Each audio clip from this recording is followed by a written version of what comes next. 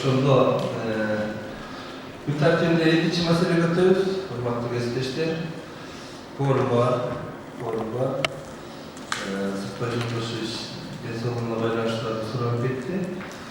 Акыбалдуу тайм ошол жерде алып келет. Калган жактан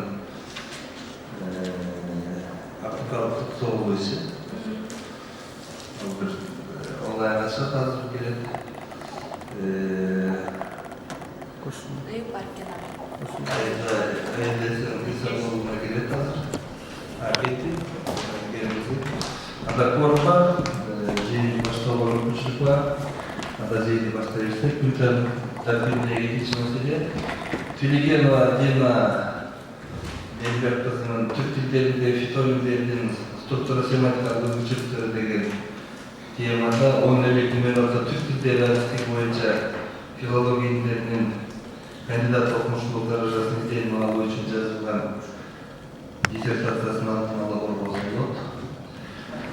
Илимий жетекчи филология илимдеринин доктору профессор Тарганов Бөкөт Тарганович Ерден Академияда турат. Анда диссертациялык ишинин мазмунун тааныштыруу үчүн диссертант Тилегенова Дина кызына сөз беребиз.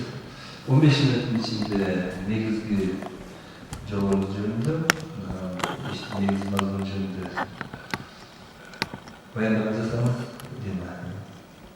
Сөз сизде. Саламатсыздарбы, урматтуу диссертациялык кеңештин төрагасы жана мүчөлөрү. Менин такырыбым түрк тилдериндеги фитонимдердин структура семантикалык өзгөчөлүктөрү. Түрк тилдеринин айрыкча кыргыз тилинин тарыхый өнүгүүсүндө фитонимдердин эволюциясы менен тыгыз карым-катнашта изилдөө өтө маанилүү маселелердин бири. Анткени фитонимдик лексика тилдин жакыроолук өнүгүүсү менен түзмөтүз таасир тийгизүү менен бирге тилдин мыйзамдык калыптасууна жана лексикалык кордун байоосуна негиз болгон деп айтууга толук негиз бар. Түрк тилдеринин алкагында фитонимдерди изилдөө тил же окумчулардын көңүлүн дайыма буруп келген жана бул багыттагы иликтөө иштери жалпы тил илиминин алкагындагы алып калганда алда канча мурда колго алына баштаган. Фитонимдерде көчмөндөр маданиятына тийгизген таасири, аныктоо фитонимиянын негизги объектиси менен өзүнө тийиштүү сыпаттарды ачуу, аномастиканын башка тармактары менен карым-катнашын өнүгүү процессин аныктоо маселелерин илимий көз караштагы талдоо актуалдуулугун жоготпайт деген пикирдебиз.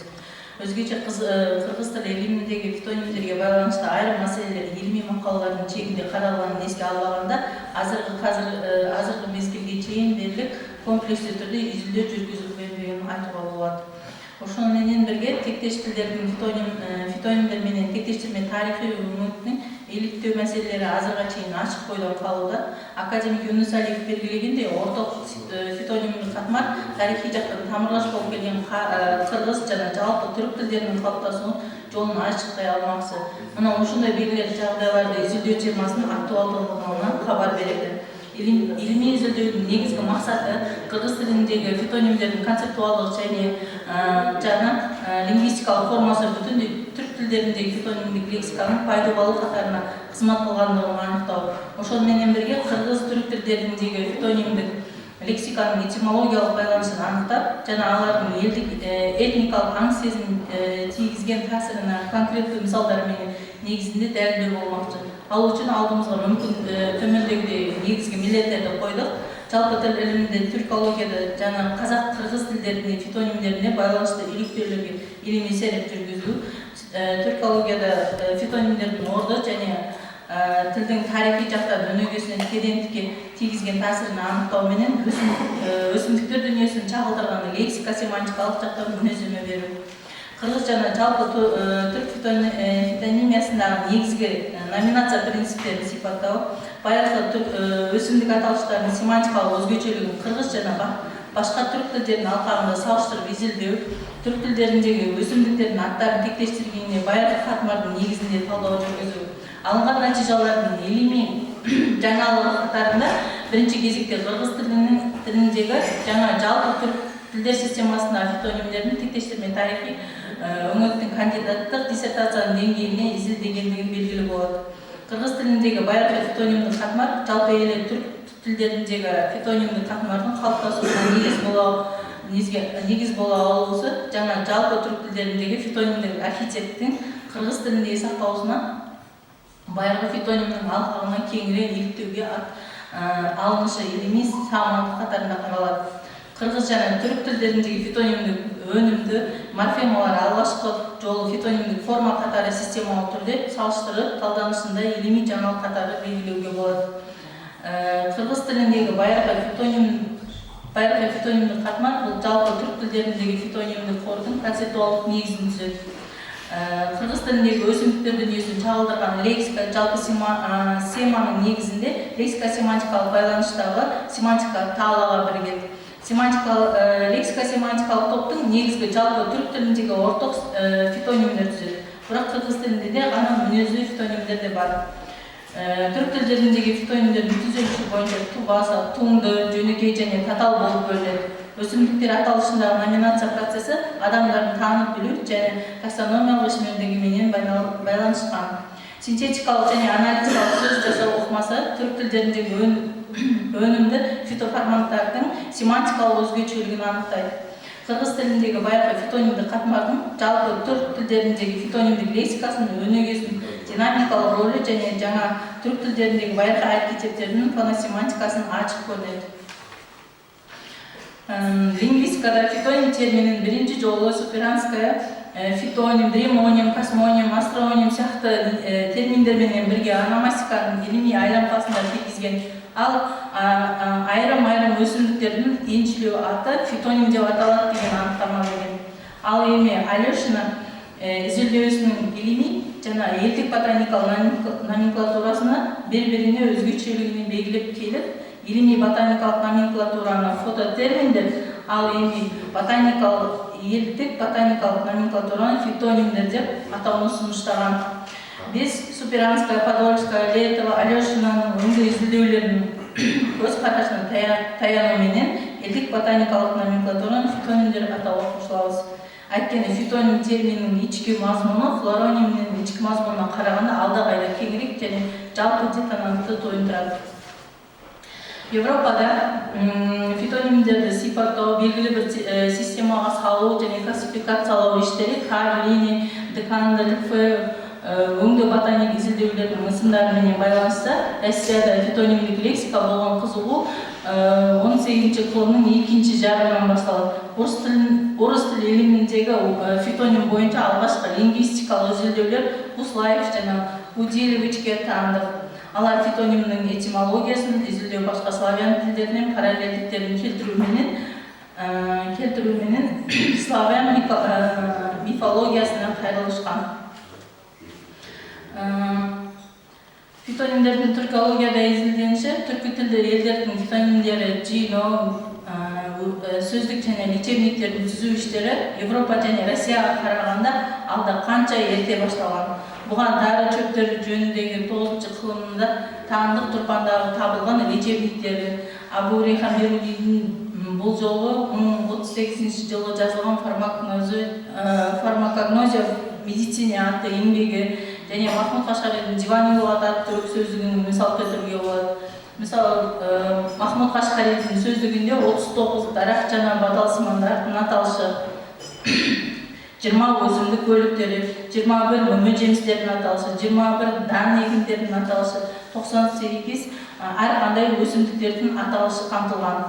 Ал эми Абул Касим Махмуд Умар ат-Замахшаринин Мухаддимат ал-Адаб сөздүгүнүн аталышынын бөлүмүндө 134 фитоним камтылган. Бул котормо эмгек 15-кылымдын Орто Азиядагы түрк тилдериндеги ботаникалык номенклатуранын өнүгүшү тууралуу маалымат берет.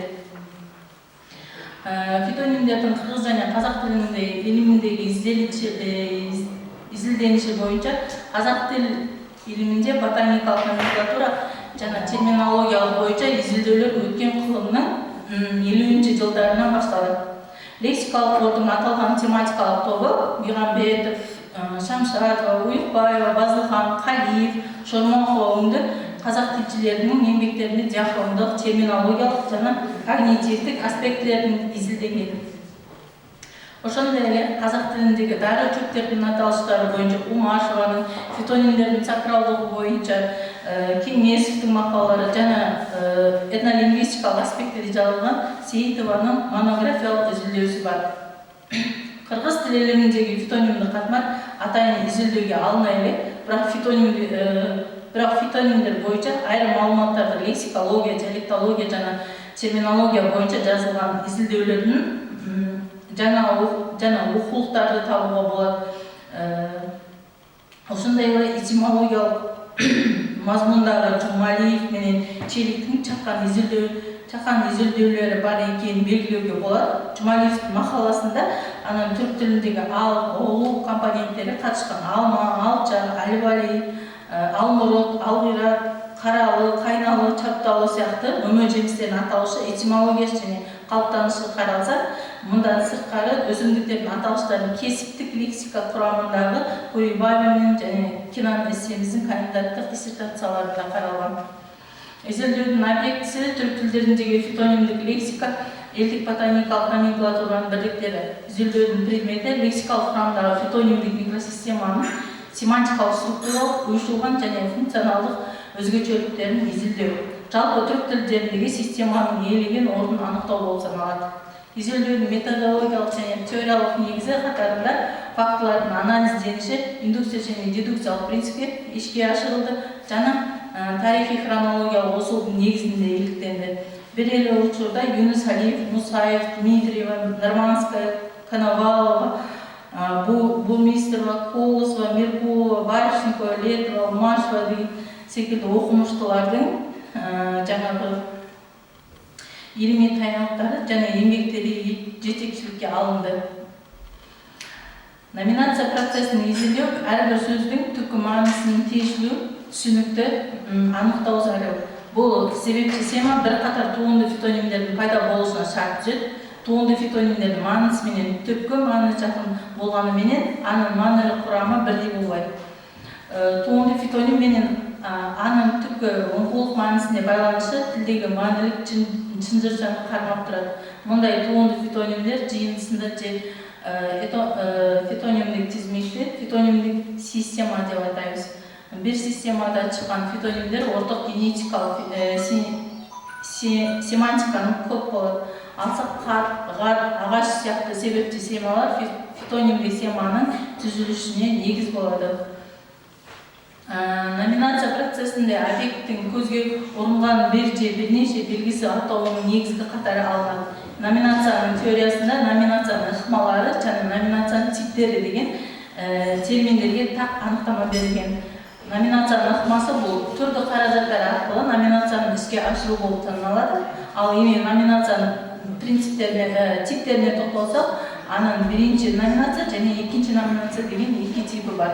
Биринчи номинация бул сөздүн жүйөсү жок атоосу, ал эми экинчи номинация боюнча табияты боюнча туунду жана жүйөлөнгөн даяр тилдик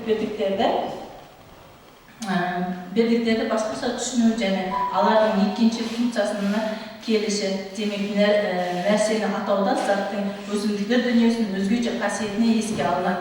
Фитонимдердин пайда болушу жана өнүгүүсү убакыт фактору өзгөчө маанилүү.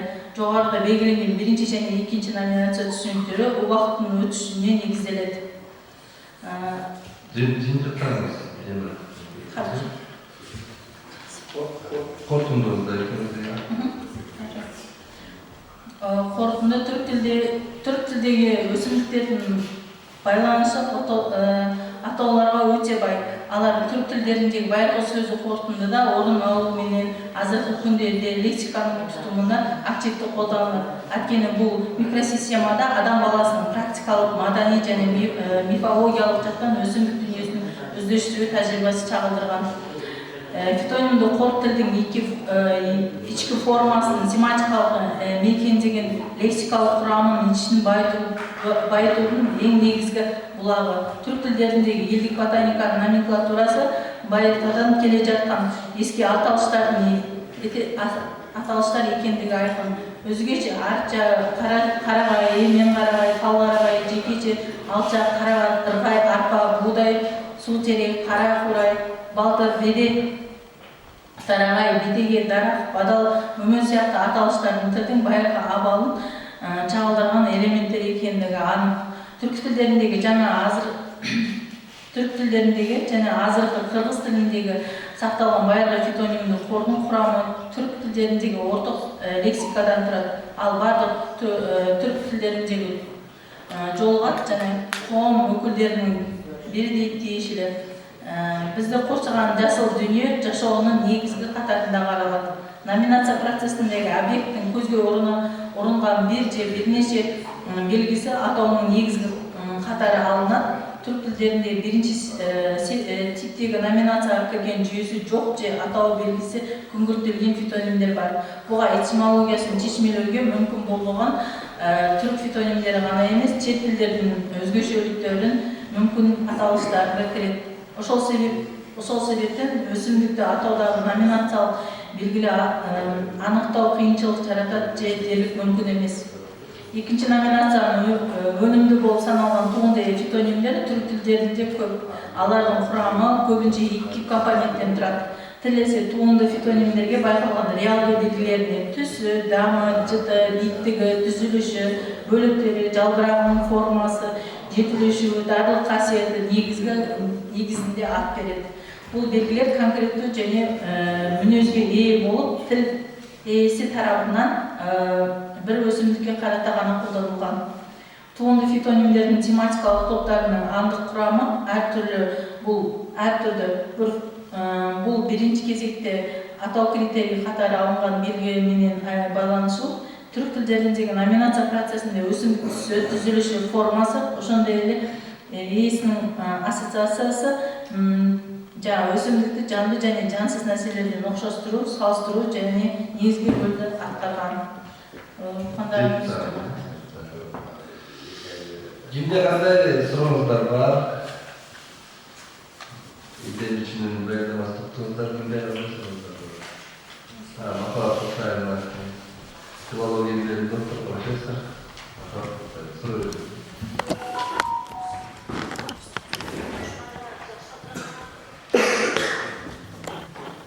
Жазып суроо жүргүзүңүз.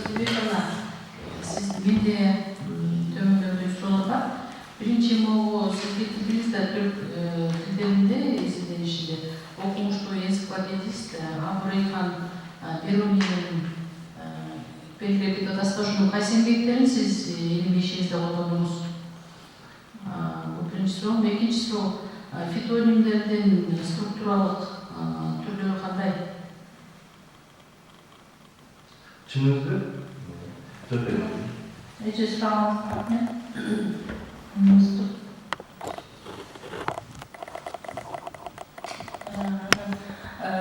Абурейхан Берунинин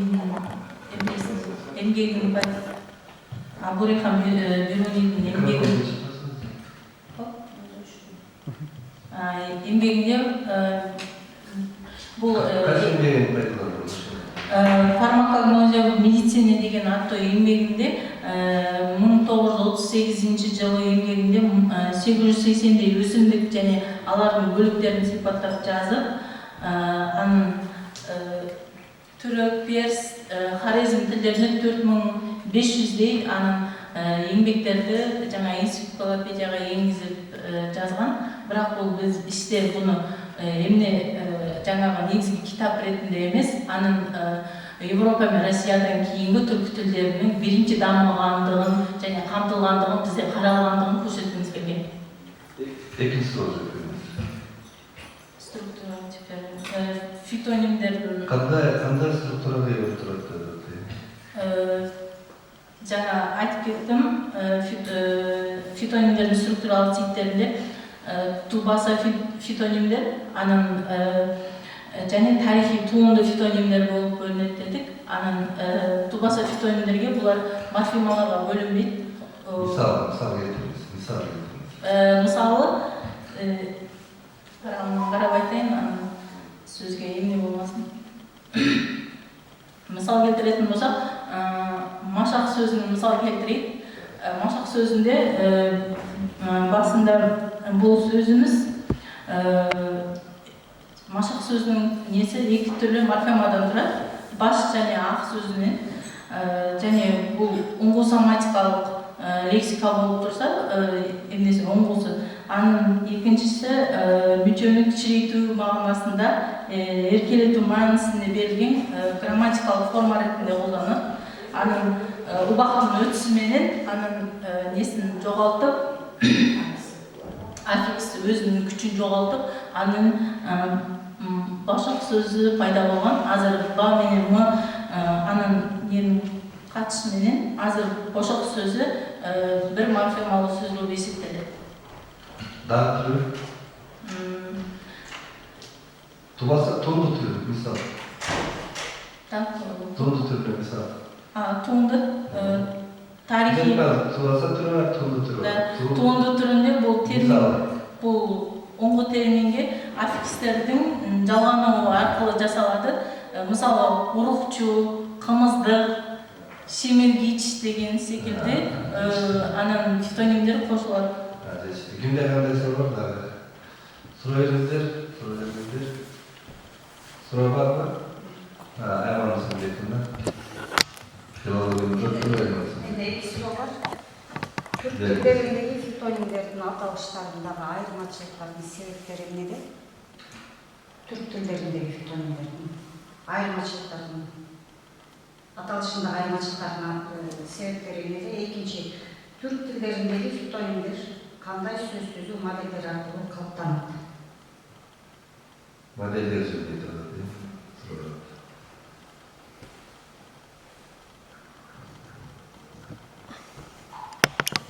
Суроо түшүнүңүзбү? Суроо түшүнүктүү, эже рахмат сұрағыңызға. Дема айтыңыз. Түрк тилдериндеги анын аталыштардын айырмасы, анын себептери.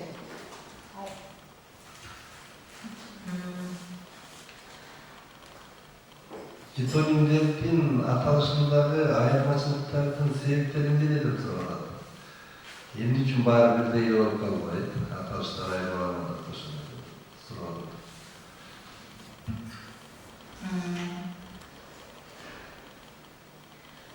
Анын түрк тилиндеги аталыштардын ар кайсысында биз экинчи номинация процесси боюнча караганбыз.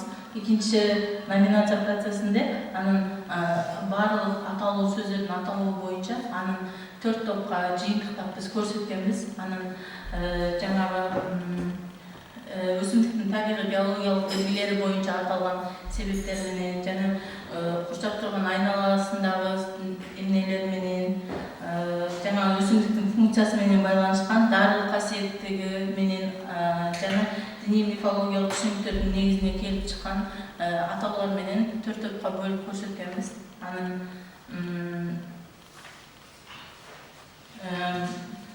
ушундай төрт себептин негизинде турабы? 4 топко негизделген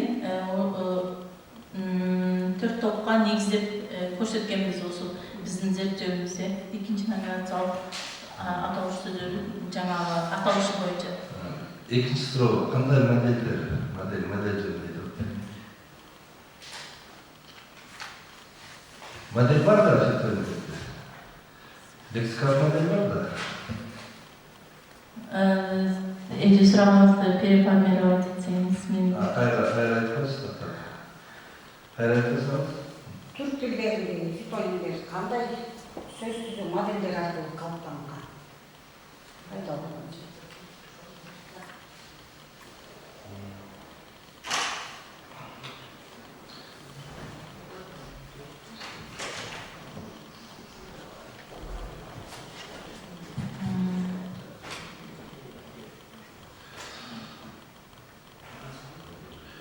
Азыр сурагыңызды кыйналып атам эже.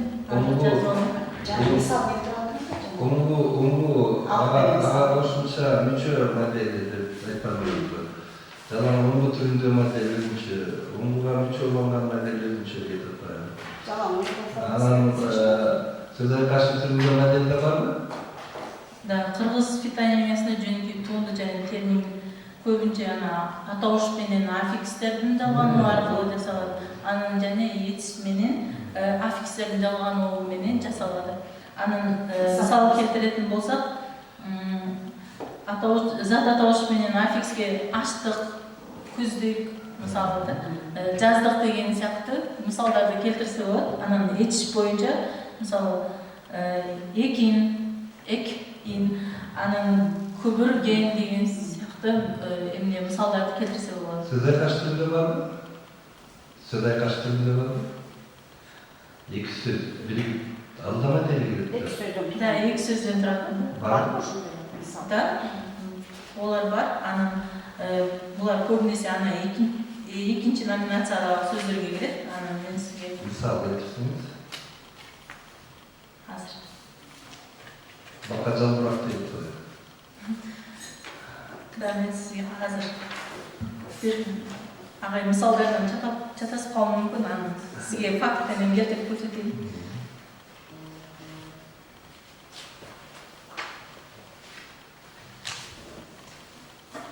Жаңағы айткандай экинчи номинациялык сөздөрдөгү сөздөр экинчи номинациялык фитонимдер, туунду фитонимдер анын бир немесе эки, көбүнчө эки сөздөн жасалат.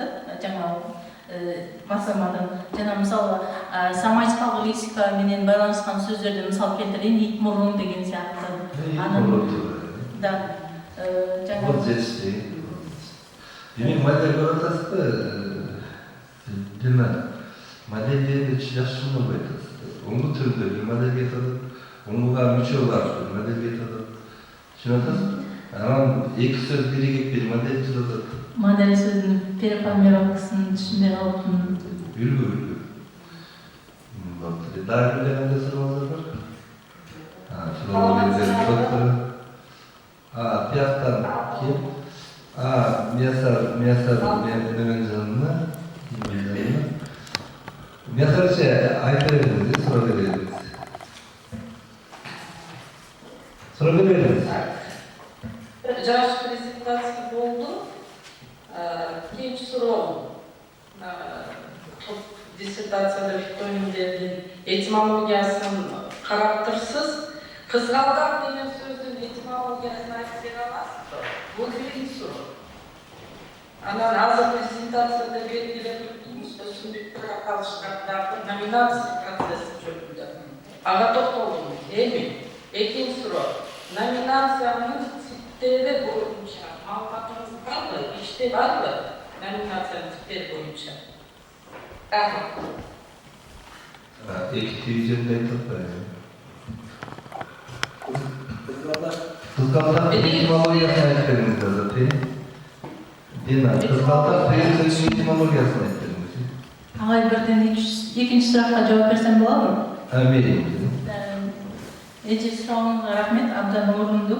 Мисалы, жана номинация типтерин тууралуу сураптыр. Анын номинация типтерин биринчи жана экинчи номинация. Азыр сизге мисал келтиргенимде экинчи номинациянын несі болуп, экинчи номинациядан сурак келтирген болотмун. Анын экинчи номинациянын түрлөрүн, анын түрлүү формасына байланыштуу аталууну көрсөткөн едик.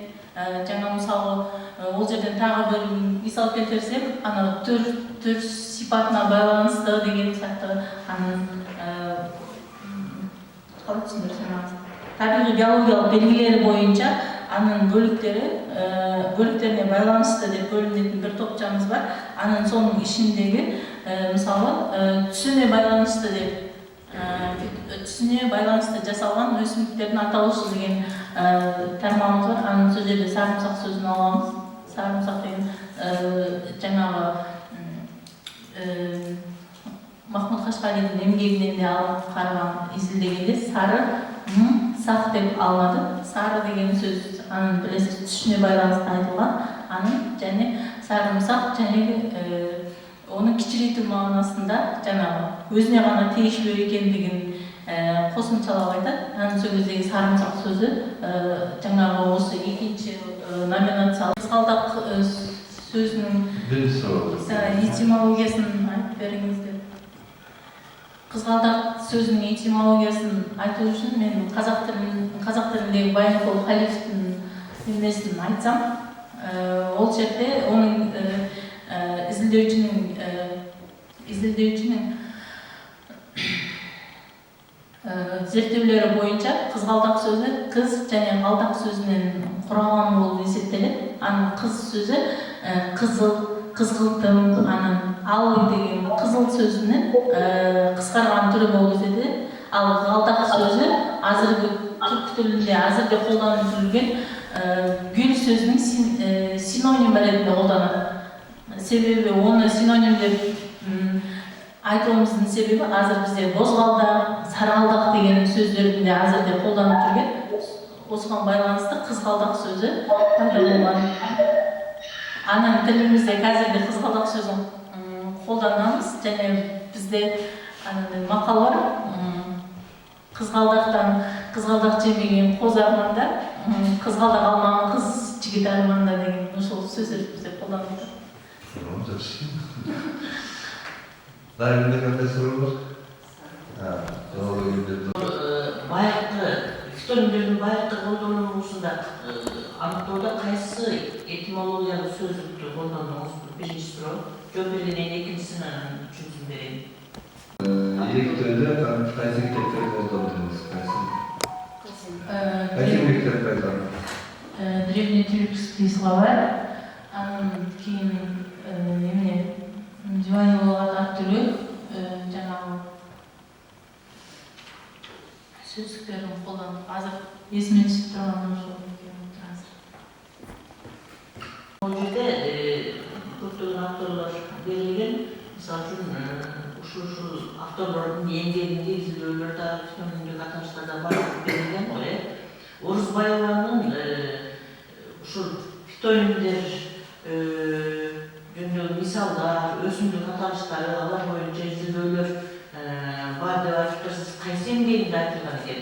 Мөбина Орусбаеванын эмгегинде.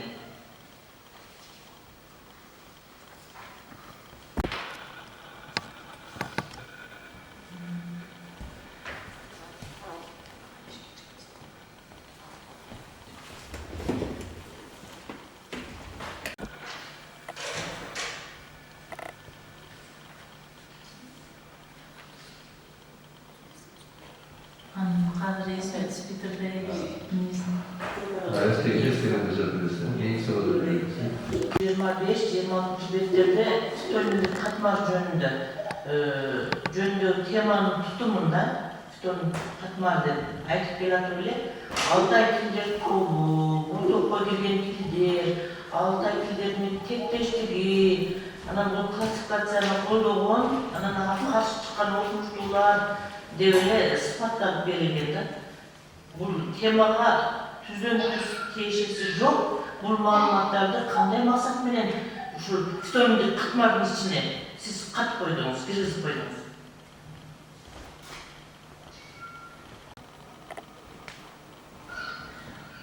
Бул 25-26 беттеги фитонимдик катмар диссертациянын ичине киргизилгени рас. Анан 26 бет 126 менен 125 беттеги каталарды көп чыкканбыз. Анан бул жаңағы сиздин айткан эмеңиз боюнча өзгөрүштөр жаңағы алынып эске алынып сиздин жаңағы эмеңиз боюнча дурус сиздин айтканыңыз орунду жана алынуу керек. Тыйым саласыз театр. Онлайн. Атакулова менин келгенине суроо жазалы. Жана бул аталыштар улуттук дүйнө таанымды кандайча чагылдырат? Бул биринчи суроо. Экинчи суроо. Кыргыз тилиндеги фитонимдер топонимдерге кандайча чагылдырылган? Топонимдерге кандайча чагылдырылган? Анан мен баяндамадан жакшы калдым окшойт. Фитонимдердин түркологияда изилдениши жөнүндө эмне айта аласыз? Абзал айтты.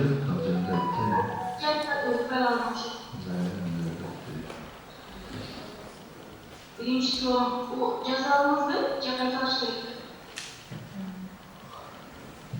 Кайталап жүрсөңүз жакшы болот. Кыргыз тилиндеги фитонимдердин этнолингвистикалык өзгөчөлүктөрү эмнеде? Жана бул аталыштар улуттук дүйнө таанымды кандайча чагылдырат? Бул биринчи суроо. Экинчи суроо, кыргыз тилиндеги фитонимдер топонимдерге кандайча чагылдырылган? Үчүнчү, эгер айткан болсоңуз, айтпасаңыз болот, түркологияга изилдеш жөнүндө фитонимдер. Ала жөнүндө айтты. Эки суроо ошо, эки суроо. Екі сұрау өтеріңіз. Фитонимдердің этнолингвистикалық аспектісін айтыңыз. Анын кыргыз тилиндеги топонимдер, фитонимдер деген экинчи сураган азыр эсимде. Топонимдер менен фитонимдердин байланышы анын географиялык чөйрөгө байланыштуу фитонимдер жаңағы жердеги өзгөчөлүктөргө байланыштуу анан сонун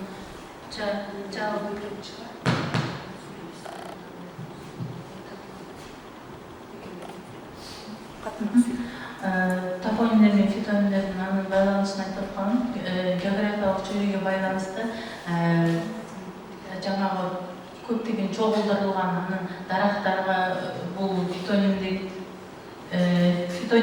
топонимдик атоо берилишине байланыштуу жаңағы көптеген анан топтоштурулган, чагылдырылган жерлерди белгилөө максатында коюлуп баштаган. Анын бул мисалы азыр кыргыз тилиндеги эсиме түшпөй туруп казакчасын айтсам болот. Мисалы бизде Казакстанда Алмалык деген жер бар, Алматы деген жер бар, Талдыкоргон деген жер бар, Тоғайлы деген жер бар, Үчтерек деген жер бар. Анын ошолардын баардыгы анын географиялык чөйрөгө байланыштуу коюлган жаңа фитоним менен топонимдин байланышы деп көрсөтсөк болот. Биринчи суроо өтеріңіз. Бизде Чапырты деген жер бар.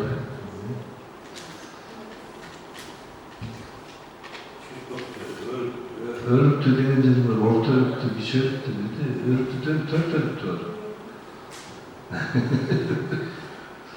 Баргы өрүктү? Баргы өрүктү. Биринчи суроо фитонимдердин этнолингвистикалык аспектисинде. Азыркы экинчи суроого байланышы бар.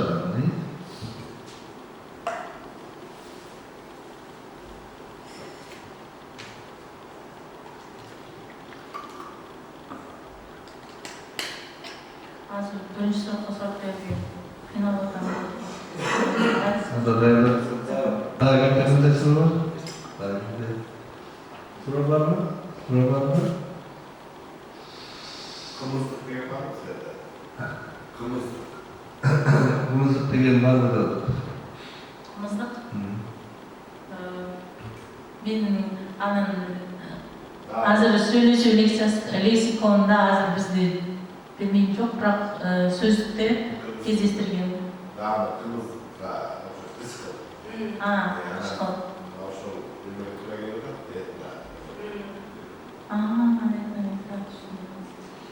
Ошол этнолингвистикалык аспект. Түсіндім. Кешіріп қойыңыздар, мен ана қырғыз тілінен де ғаннан кейін өзіме андай болдым едім. Переформировать етіп, өзімде қазақша ойланып барып жауап бергенде кішкене уақыт кетеді, кешіріп қойыңыздар. Ничего, қазақтың тілі этнолингвистикалык аспектісіне қарап болады. Дайымда қандай бар? Фитонимдердин аталышы климаттын таасири бар бул жакта. Мисалы үчүн Кыргызстандын түндүгүндө түштүгүндө болбосо керек. Эгер Кыргызстандын түндүк түштүгүндө болбосо, анда Казакстанда түндүк түштүк бар да. Ошолордо бир айырмачылыктар бар.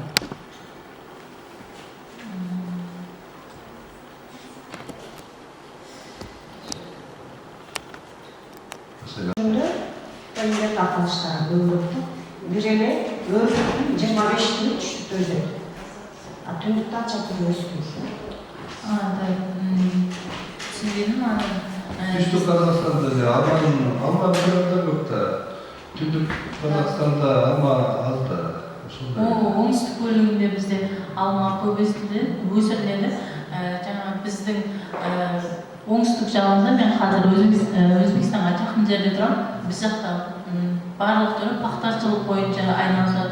кавун, карбыз және жүзүм жакшы жетиштирилет. Анын жанагы экспортко чыгарылган мактаны пахта дейбиз, пахтада өндүрүлөт.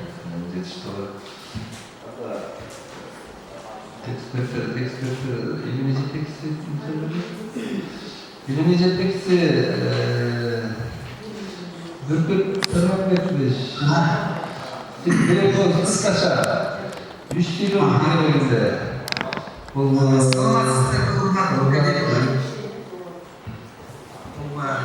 Дина белгілі қызығалысында көп жылдар іштеп жүріп, азыр енді толқындар да бұл қыз өзіне қорқу келіп, ішіне толқындан өзін жоғалтып еді. Немесе талқылардан екі жолы талқылдан өткен, онға берілген Арабаев атында, Ахматов атындағы жаңа қырғыз тіл кафедрасында birinci talkıdan ötkünden keyin bu kız 2-3 yıl işlep ошол сунуштар келишtiklerinin üstünde işlep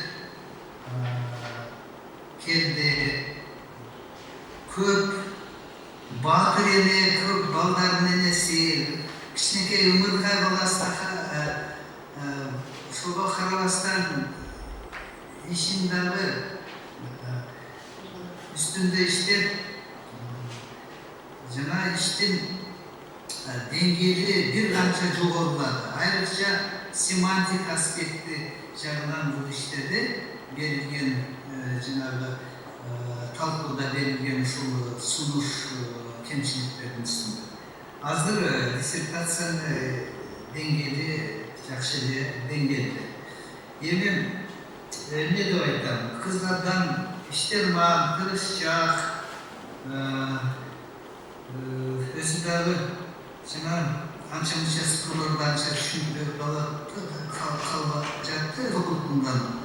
А так ішін жақсы дед. Қазақ қыз болып, қырғыз тілінде түрк тілдерінің читоним, қырғыз тілінің читонимдер структурасы маркалы өзгөчөлүк. Қырғыз тілінде диссертациясын жазды. Ben ошону белгилеп кетет элем. Эми кыргыз тилинде тил илиминде филологиялар боюнча атайын монографиялык тизилдөө жүргүзүлгөн эмес. Ошол үчүн бул иш актуалдуу деп айтат элек. Иштин жаңылыгы бар, ал айтылды, практикалык мааниси, жыйынтыктары 11 мақалада жарық көрді. Ал Қырғызстан, Қазақстан, Россияда да 4 мақала шықты. Қазақстанда 3 индекстерінің рейд системасында. Методологиялық теориялық негіздердің мәнісі жағында өзі тоқталып кетті, айтпайын. Натыйжалар шыққан, диссертациялық іштен күрделі талаптарға жооп береді. Көлөк абдан чоң болуп кетти иштеп чыкканда 200 беттен да ашып, анан кыскартууга мажбур болуп 4 баптан турат, өзүңүздөр билесиздер. Тиркемелерге көп чыгарылды, 50 страницага жакын. Диссертациялык иштен 200ге жакын колдонулган адабияттар. Алар кыргыз, казак, жалпы тил, түркология коштуулардын идеялардын эмгектерине аянган. Эми диссертациялык иштин актуалдыкын, жаңылыкын, теориялык, практикалык, мааниси-эстетикалык бул ишти коюп коюңуздарды суранат. Рахмат. Кандай эксперттерге сөз берилет, филология илиминин доктору профессор Усманбетов Баян Адамышбеков. Кысқаша айтып кетейін, мынау мындай тема актуалдуу, мынау қазақ, қырғыз тіліндегі тойымда бұлақтар артылу, анықтылу болып жатыр. Мынада қызық қалатын шынында иш жақсы жазылған. Стилі де жөнөкөй өзүнө деле байкасына керек. Өтө деле мындай техникалык, грамматикалык каталар деле жок кезде çürüklük, jaksızlarında yok. O şöyle birlikte ayrı emirler, üçüncüler var da o şöyle ayta gideyim. Geriye şöyle bayağı etimologiya sektörü özümüzdür emirlerin ayta gideyim olarak misal için altının ulusu alt, detmelette alt kanal sözümlerin bir oyundan zaten alt kanal yönetimi var da alt bir bölümüyle dayanmadan şöyle yok tek testlerinde. Bu hiç kanday bölümler zamanlarımız bayağı Türkçenin sözlüğü, Sivert'in etimologya sözlüğü al bu kızıl tutar al. O dilde al yok degen de. Al. Aman tun degen bu cez. Hatta Türkçe'de diyeceğim ki tun ülkeye de söyleyeceğiz al tun bu kızıl cez degeni söylüyor. Hoşuma gidiyor. Onun için bunda tezkürde farklı maddalerde tereyağı koyacağız gerekir. Ama 68-70'de uğurlar cesalışı skema türlü gösterdiler. Benim önce şu skemaga nomur koyulup, bu skemanı endege tüyör gücünde analiz yürütmesi taşınıyor. Üçüncü, Kocakat, Yudak'ın Rus diline girgen publikasyonuna bir geldi. Ben bunu misal için Yudak'ın kaçısından anlamını biliyor musun? Publikasyonu yok takılığı birbirine takılan girmek var. Belki Kocakat'tan gitse publika.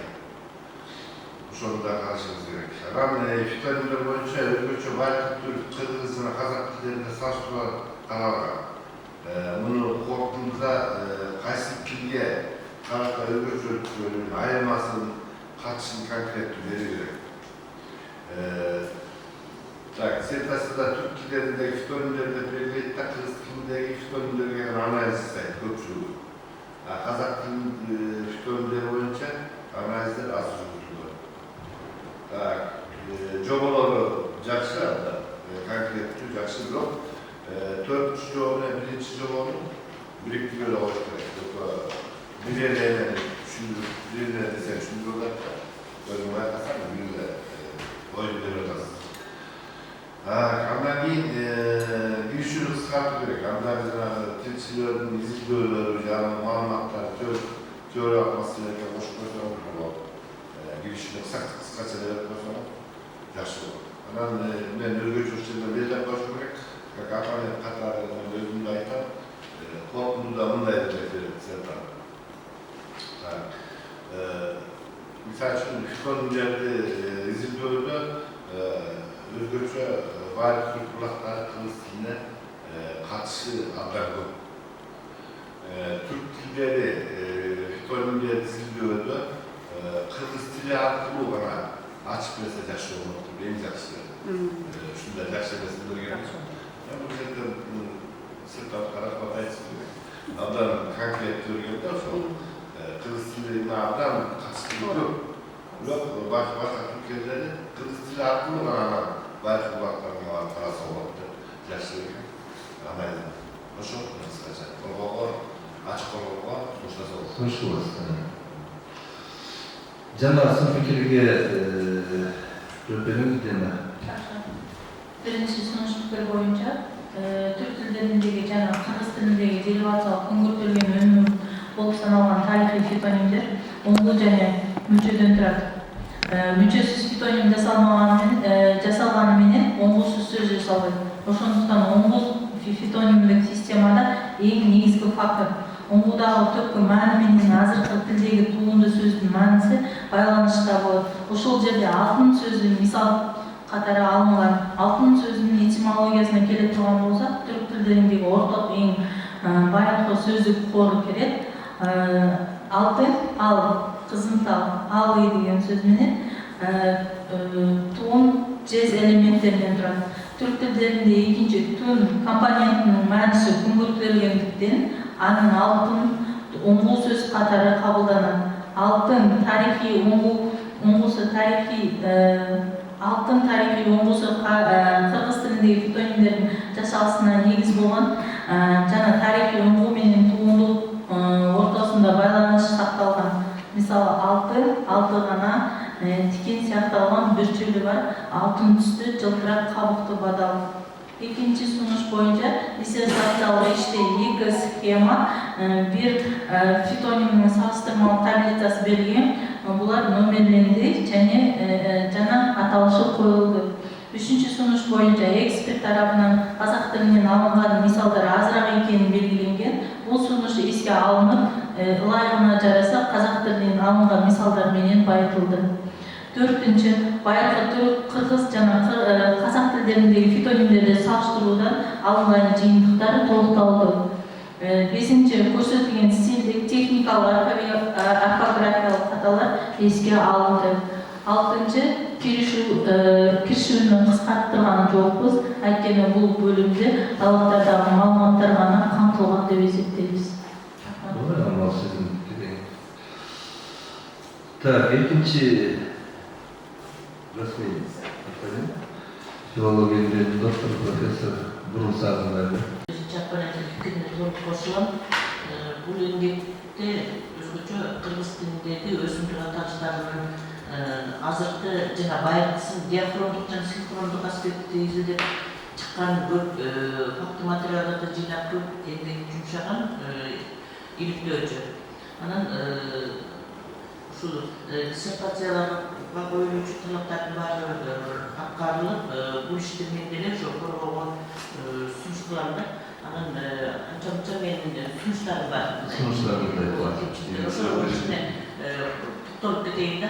Биздин изилдөөчүлөр көбүнчө мындай чын эле бизден мурун көбүнчө синхрондук аспектти изилдөө жүргөндүктөн диахрондук планда байыркы колдонушун тактоодо кичине өксүктөр кездешет да. Ошон үчүн мен жана айтканым, түрк тилдериндеги абалдарды баарын бир салыштырмалык планда изилдеп, этимологиялык сөздүктү жакшылап анализдеп караш керек да. Себеби түрк тилдеринин байыркы ошо сөздөрү, фитонимдер, улуу кайсы тармактары болбосун, байыркысы көбүнчө эле окшош да. Көбүнчө окшош. Анча-мынча гана тыбыштык жактан өзгөрүү болушу мүмкүн, семантикалык өзгөрүүлөр өтө аз да. Анан диссертацияда ушул сыяктуу кичине кемчиликтер кездешет да. Мисалы 105-106 беттерде агач фитоними жөнүндө талдоо болот дагы, муну ыгач, ийгач боюнча эле талдап койгон. Бул орфоненсе эстеликтерин карап көргөнүбүздө деген бир фонемадан турган. Анан ал сөз өсүмдүк деген маанини билдирип, кийинчерээк бул кош сөз формасында ыгач болуп калган. Билебиз да, кош сөздөрдүн пайда болуусунда мурун колдонгон сөздү, кийинки колдонгон сөздү мурда ушундай болчу, азыр ушундай деген сыяктуу компонент пайда болгондон кош сөз пайда болгон да.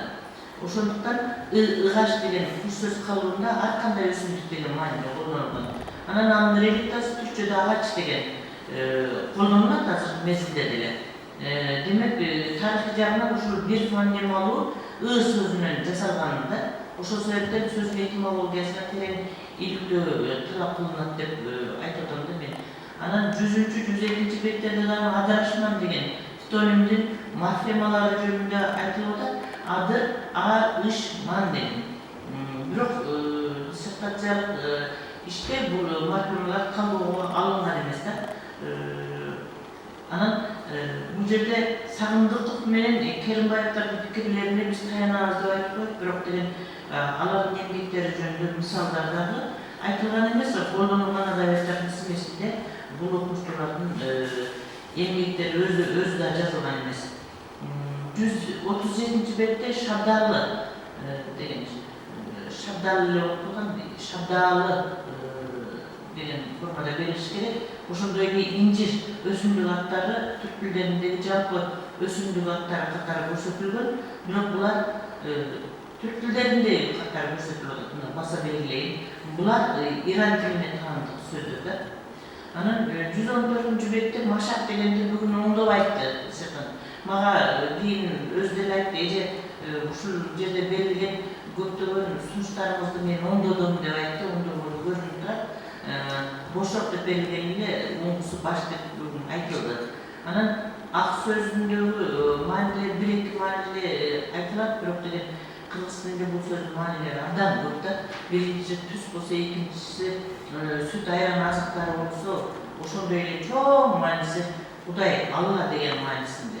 Анан адилет, тазалык деген, көзгө түшкөн ак деген маанилерде семантикасында көп колдонулат. Булар айтылган эмес. Анан алтынчысы мен жана суроо бергенде айттым, кокустар фитонимдик катмарлар жөнүндө айтып келатыр, анан кийин алтай тилдерине өтүп кетет, анан дагы эле каршы болгон, бул окумушту мындай болгон деп ошолор жөнүндө сыпаттама берилет. Бул диссертацияны шишитүүнүн максаты болот. Эч кандай фитонимдик катмарга бирде тиешеси жок. Ошону алып салдык дегенерби? Өзгөрүштөр Ошону кабыл алганыңыз үчүн рахмат. Аппетит.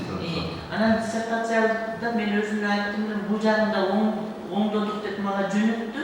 Жана мен Орусбаеванын эмгегинде колдонулган деген бекер айткан жокмун.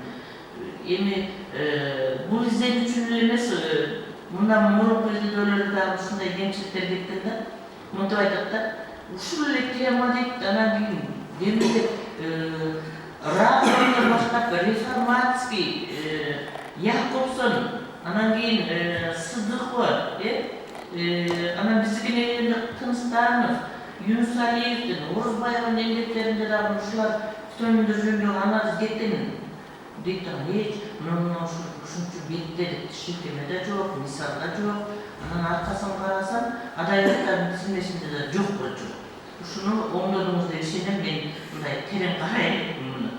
Оңдоңуз, себеби ичинде илимий иш да. Ар бир айткан сөздү далилдешибиз керек. Шилтемелер менен көрсөтүшүбүз керек. Анан кийин аны аркасынан булактарды көрсөтүш керек. Ошондо ишенимдүү болот. Анан өзүңүздүн оюңузга келген ушуларда да бар деп чоң окумуштууларды жазып койсоңуз, ой бул жерден деп ойлойт деп мындай. Биз деп мындай өзүбүздү жөн эле мынтип алдагандай сезип калды да мен. Ушул жерде абдан катуу болдум, эле оңдобуз. Анан башка ишти мен коргоого сунуш кыламын.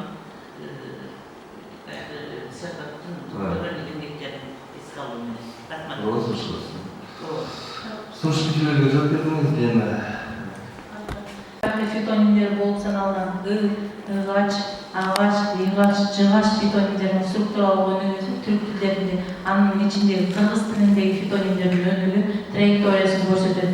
Бул фитоним түрк тилдериндеги байыркы түрк тилинде ыгач, анан жана комук тилдеринде, татар тилдеринде агач, казак тилинде жана Каракалпак, Ногой, Алтай тилдеринде агаш, Хакас, Балкаш тилдеринде агас, жана Алтай диалектологиясында аңаш, Тугаш тилинде ияч, Уйгур тилинде иягач, Өзбек тилинде ыгач, кыргыз тилинде жыгач, Чуваш тилинде ынаш, ынайыш фонетикалык варианттарында колдонулат.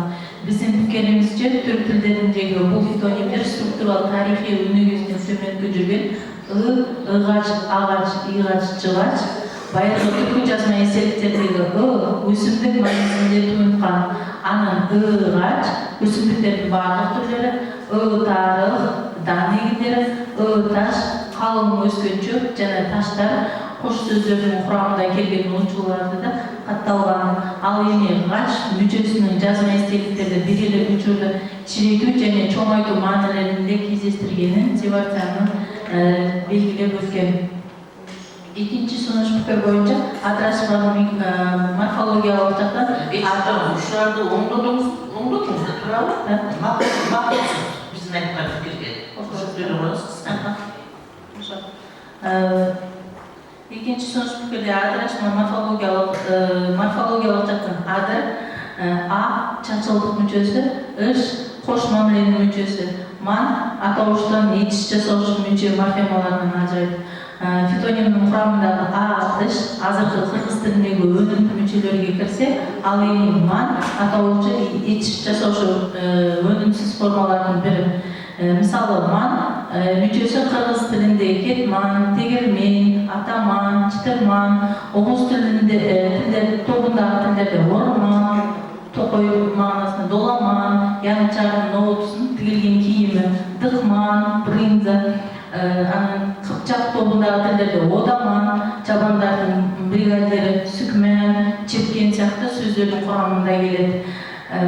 Бул жерде казак изилдөөчү Сагындыкова жана Керимбаевдер пикирлерине таянганбыз. Бул окумуштуулардын эмгектерин адабияттар тизмесине киргиздик.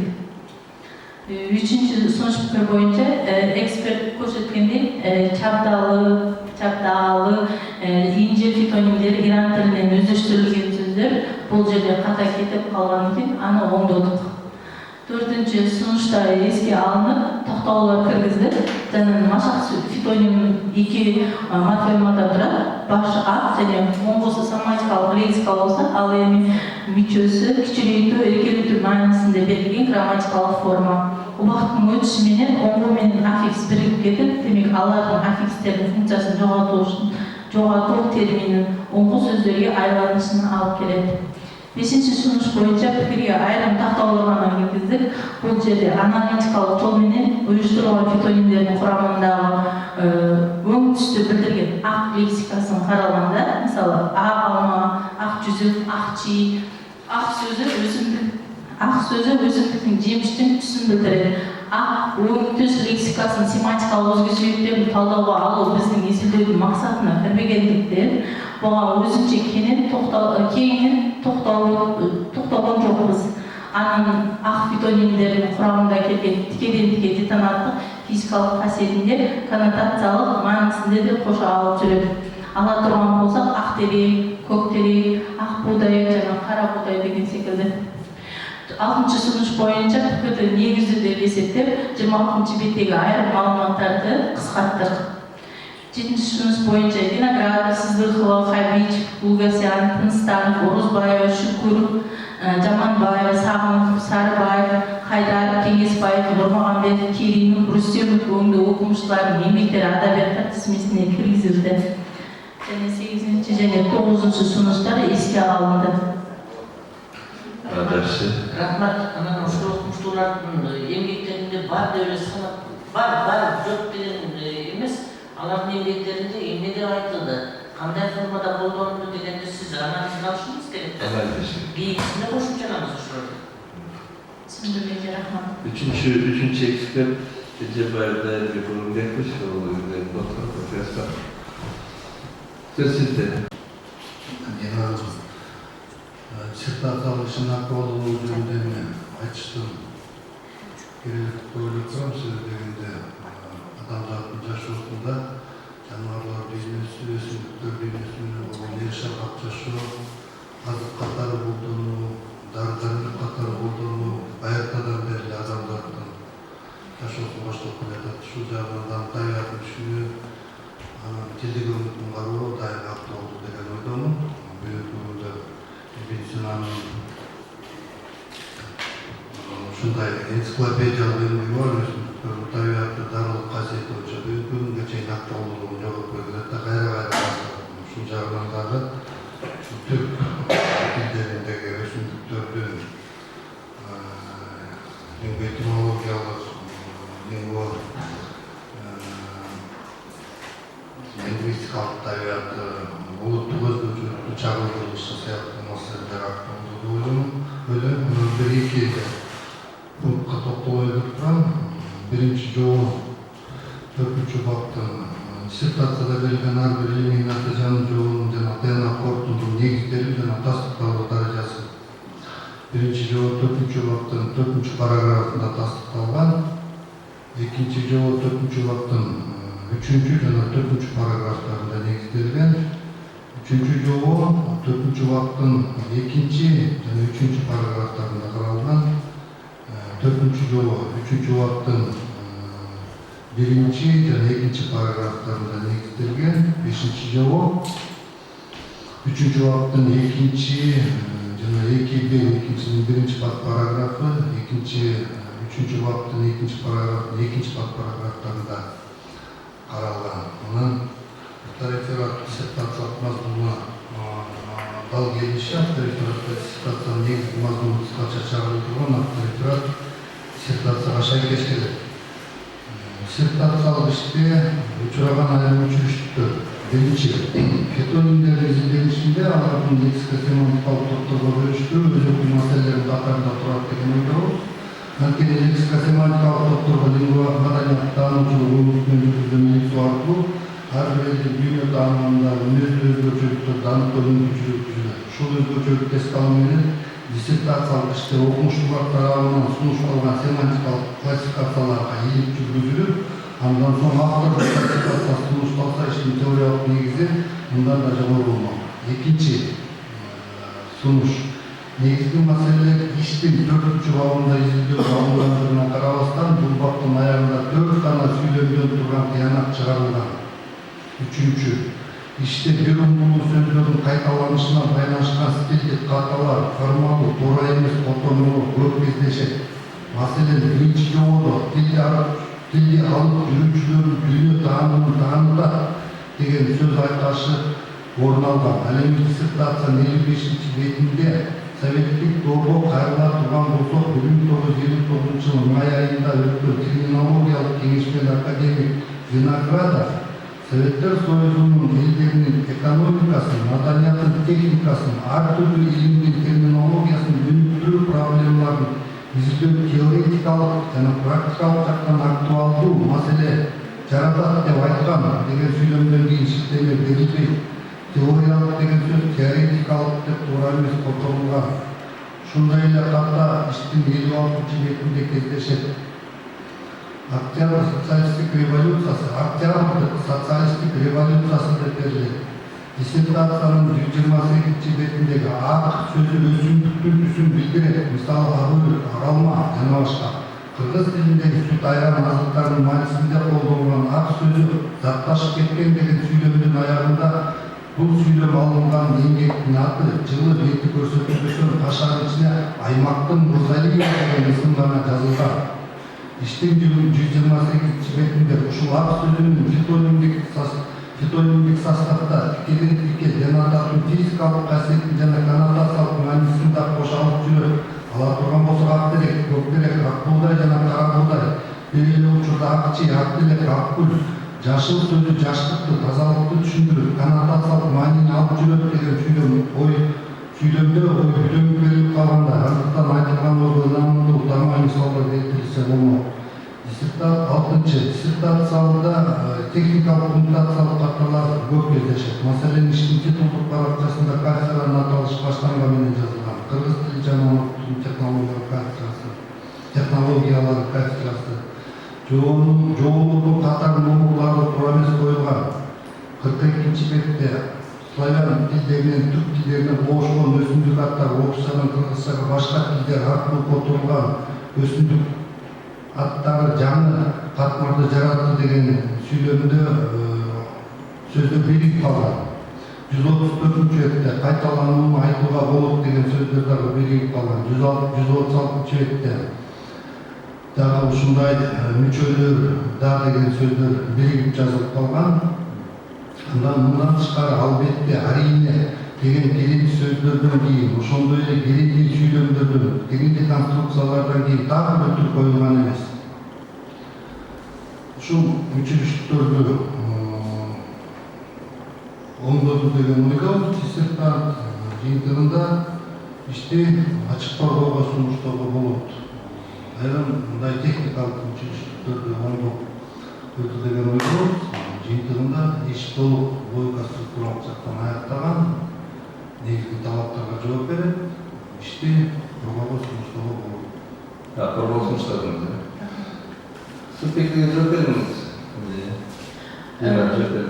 Биринчи сунуш пикир боюнча түрк тилдеринде фитонимдердин номинациялык принциптери жана ыкмалары аттуу бөлүмүндө фитонимдер лексико-семантикалык жактан 4 топко өз ичине биринчи майда топтоолорго ажыратылып изилденген.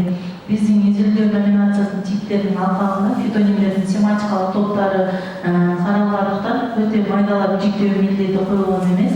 Ал эми окумуштуулар сунушталган фитонимдердин семантикалык классификациялары тууралуу маалыматтар изилдөөбүздүн 1-бабында камтылган. Экинчи сунуш пикир боюнча изилдөөнүн 4-бабындагы тыянактар толукталды. Анын ekspertin 3-cü, 4-cü, 5-ci және 6-cı, 7-ci sunuş fikirlerini толық келişip, eski alıp, oңдап çıktık. Rahmat. Ekspertlerin fikrini uktuk. Sizin fikirlere karata izlenişin yoklarını uktuk. Sorulardı uktuk. Yani ekspertlerden sırtları biz Baros'tan disertasyonel izlerinden tanıştırmışız. Kimde kanında bir fikir var. Bir fikir. Ekspertlerden sırtlar disertasyonel kemişinin fikirleri. Kimde kanında bir fikir var bu disertasyon olacak. O fikir.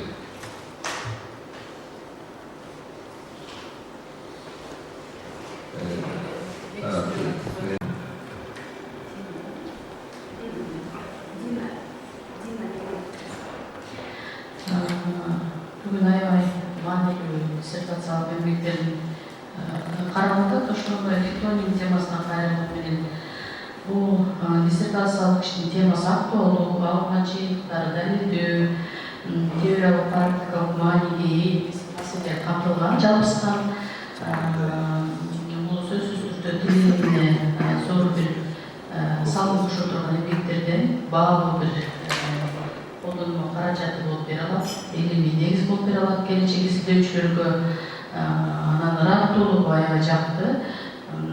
3-cü bölümünde практикалык анализдери ынанымдуу мисалдар менен тастыкталган, бышып жеткирилген органикалык бүтүндүккө ээ илимий эмгек деп эсептеп ачык коргоого сунуштар элем. Daha önce analiz etmiş var. Daha önce disertasyonel izlediği fikir. Ekspertler abdan негиздүү, артараптуу, жогорку адистик деңгээлде маселени талкуулап, анализ жасаптыр. Мен дагы бул диссертациялык изилдөө менен таанышып чыктым. Сабатты жазылган иш. Анан изилдөө методу боюнча дагы изилдөөнүн жүрүшү, изилдөө материалдарынын жайгаштырылышы боюнча дагы диссертациялык изилдөө жакшы деңгээлде жүргүзүлгөн. Фитонимдер боюнча, анын изилдениши боюнча, структурасы боюнча диахрондук жана синхрондук аспектинде кеңири маалымат алууга болот. Türkologiyalык аспекттерин алганда дагы, разделениялык аспекттерин алганда дагы бул диссертациялык изилдөө актуалдуу. Анан өзүнүн кондициясына жете иштелген иш катары эсептесек болот. Ошондуктан мен дагы бул диссертациялык изилдөөнү айрым бир жанагындай бир балким анча-мынча түрлөрү калгандыр, бирок негизинен сабаттуу жазылган мага жакты бул иш. Сабаттуу жазылган, тыкан иштелген, корутундуларда жакшы, корго коюлган жоболор жакшы тыкан, шийтемелер берилген шийтемелер дагы өз ордунда, талапка жол берген иш катары эсептейм. Сизге ийгилик каалайм. Баяндама түзгөндө кыска тапкылып түзүңүз. Ишиңиз жакшы, бирок баяндамаңызда мындай негизги маселени айтпай, башка маселени айтып атасыз. Негизги маселени айтышыңыз керек, сизге сунуш. Биринчи, диссертацияда кайсы маселелер бар болот? Мисалы үчүн башка маселелер жөнүндө айттыңыз дагы, фитонимдердин структурасы жөнүндө, модельдери жөнүндө, өзгөчөлүктөрү жөнүндө айтып барабыз. Негизги маселе ошол. Төртүнчү маселени биринчи айтыңыз. Биринчи, экинчи маселелер маселелер болчу, негизги маселени айта алабыз. Эмки борбодо мындай чыгып сүйлөй турган 10 мүнөт, 15 мүнөттүк чыгып сүйлөй турган өзүңүздүн сүйлөй турган сөзүңүздү даярдап, жашап даярдадыңыз. Калган маселе жок. Менимче диссертацияны чукулап кияпты амандык келтирген маселе жок сизде. Сиз коргоого сүйлөй турган сөзүңүз жетектеңиз болот. Мен дагы бул диссертацияны изилдөөнү ачык коргоо сунуштайм. Анда бир добуштан менимче жерде отурган эксперттер дагы, чыгып сүйлөгөндөр дагы бул диссертациялык изилдөөнү ачык коргоо сунуштады. Анда добушка коем. Ким ачык коргоо? Алдала коргоо. Алдала коргоо.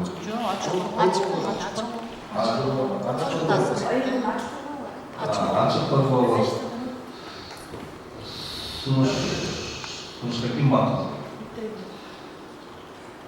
Каршы пикирsiz жок. Анда бир добуштан сиз ачык коргоо сунуштадыңыз. 27-июлда саат 13'te ушул жерде ачык коргоо болот. Ага чейин окумуштуу бакчы Каратаев Сунай Куратбековна менен иштешесиз. Кандай документация менен сиздер болот ошо.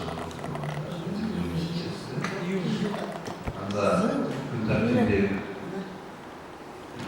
маселе тамам.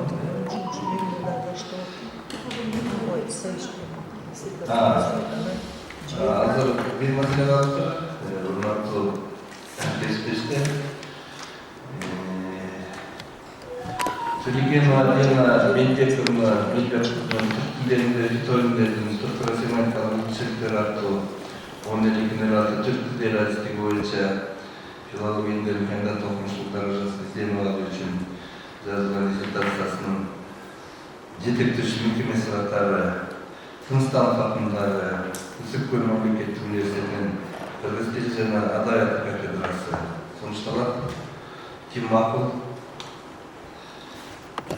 Каршы пикирsiz жок. Жетектеши мекеме расмий абоненттер катары Усман биринчи расмий абонент катары Усманбеков Баян Жумушбек сунушталат. Карасаев атындагы Бишкек мамлекеттик университетинин кыргыз жана түрк тилдеринин теориясы кафедрасы башчысы. Экинчи расмий абонент катары Давлатова Сара Жамаловна филологиялык кандидат Ош мамлекеттик университетинин факультеттер аралык кыргыз тили кафедрасынын доценти. Булар көптен 10 түрк тилдери боюнча ошон үчүн ким макул? Анда ушул эки адис аталган диссертацияга расмий абонент болуп шайланды. Каршы пикирsiz. Анда эмки 13-июнда saat 14'te 13 июнда saat 14'te Супатаева Айда Акынбековнаны анан жолдошу Наргиза Ахтангеловнун иштерин алдын ала болот. Көрсөтүп, эки мындарга бөлүктөрдү башкарып өзүнүн баласын тарбиялай, биз тарбиялашыбыз керек. Сиздерге ийгилик каалайм, аман-эсен болуңуздар, курбаныңыздар. Анда биздин күн тартибибиз тамам, аман-эсен болуңуздар.